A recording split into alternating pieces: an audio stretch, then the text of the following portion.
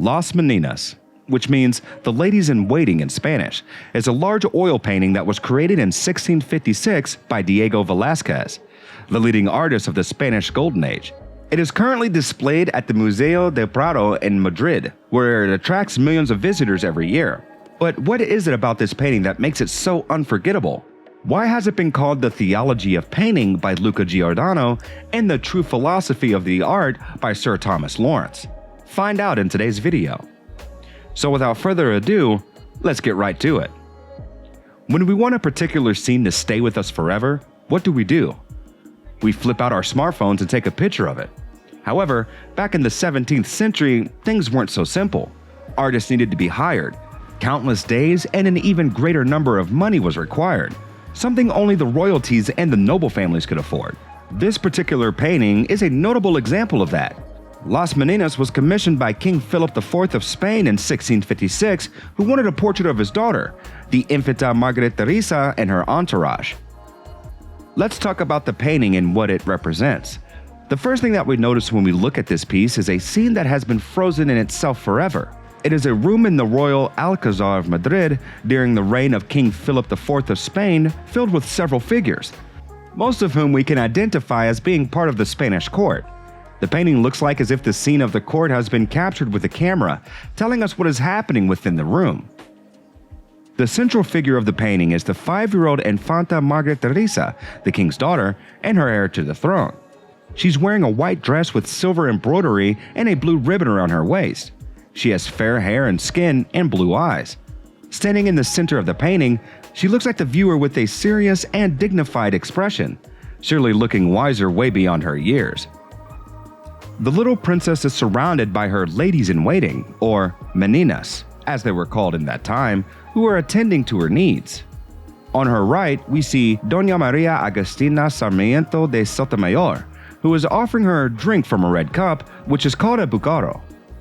It was a clay vessel which was soaked in different kinds of spices, and at the time, women were known to bite off bits from the vessel and eat it.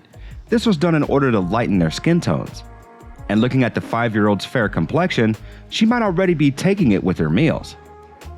Anyways, on her left, we see Doña Isabel de Velasco, who is bowing to her as a sign of respect.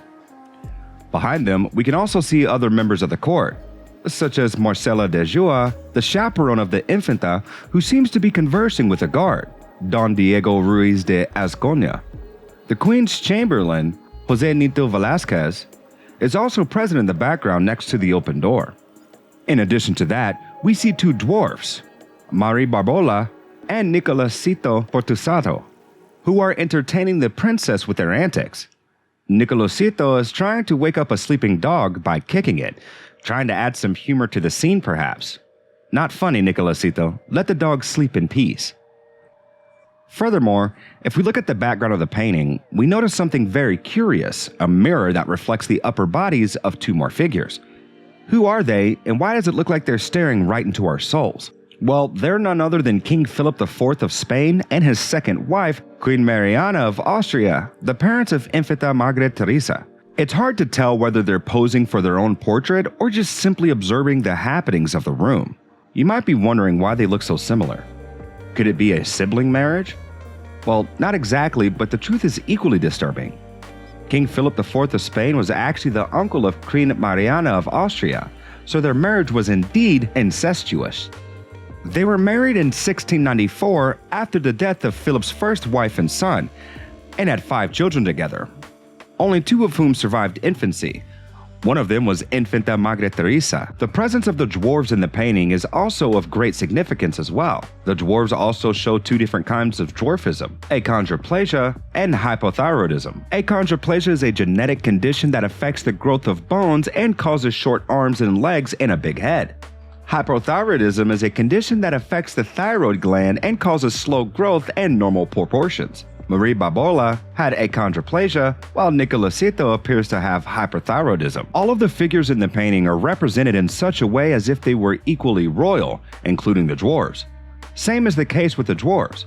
It is interesting to see considering the fact that at the time they were considered less worthy than other people and served in courts for entertainment purposes only. Moving on to the most interesting presence in the room, which is that of the artist himself.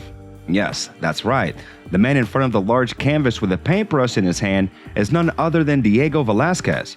The red symbol on the artist's chest is the Cross of the Order of Santiago, a prestigious religious and military order that was founded in the 12th century to fight against the Moors of Spain. It was a great honor to be admitted to the order, which required noble ancestry and proof of valor. Velázquez received the Cross of the Order of Santiago in 1659, 3 years after he painted Las Meninas. He was granted the knighthood by King Philip IV, who was his patron and friend, who appreciated his artistic talent and service to the court. So how is it that the artist added the cross to the painting before he had even gotten it? Well, some sources say that it was the king who painted the cross on Velázquez's chest after his death as a sign of respect and affection that he felt for him. In the painting, Velázquez's figure looks outwards, beyond the pictorial space, to where the viewer of the painting would stand. He seems to be inviting us to embark on his artistic journey along with him. But what is he painting? Well, he's actually painting the very artwork you're looking at right now, because the dimensions of the canvas and those of Las Meninas are the same. Feels surreal, doesn't it? The scene looks like it was captured spontaneously, as if the usage of a camera was involved, but it was actually planned very carefully by Velázquez.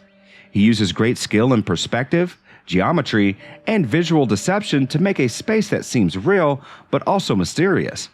The viewpoint of the spectator plays an integral part in the painting, as some of the figures look at us directly in the eye.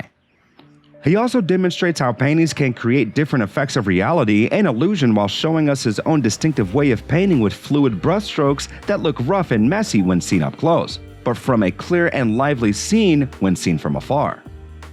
This painting is often considered as a painting that comments on the art of painting. Almost breaking the fourth wall of the scene, it could also be considered an example of meta-painting. Another interesting detail that adds to the intrigue of Las Meninas is the presence of the two paintings hanging in the back, namely the Apotheosis of Hercules and the Expulsion of the Moors by Peter Paul Rubens, an influential Flemish painter in the 17th century who was also a diplomat and a friend of Velázquez. The paintings were part of a series of 63 mythological and historical scenes from Ovid's Metamorphoses that Rubens painted for King Philip IV between 1636 and 1639.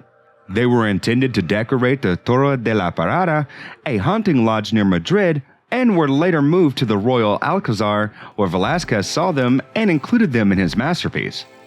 The paintings represent two important aspects of Spanish history and culture: the heroism of Hercules, who was considered the mythical founder of Spain, and the expulsion of the Moors, who had ruled Spain for centuries until they were defeated by Catholic monarchs in 1492. The paintings also contrast with the intimate and realistic scene of Las Meninas, creating a sense of depth and perspective. The whole scene looks like it was captured spontaneously, as if the usage of a camera was involved, but it was actually planned very carefully by Velázquez. He used his great skill in perspective, geometry, and visual deception to make space that seems real but also mysterious. And that is why the painting manages to leave lasting impressions on viewers even today, 367 years after the painting was created. Click on any of the two videos on the screen right now for more content.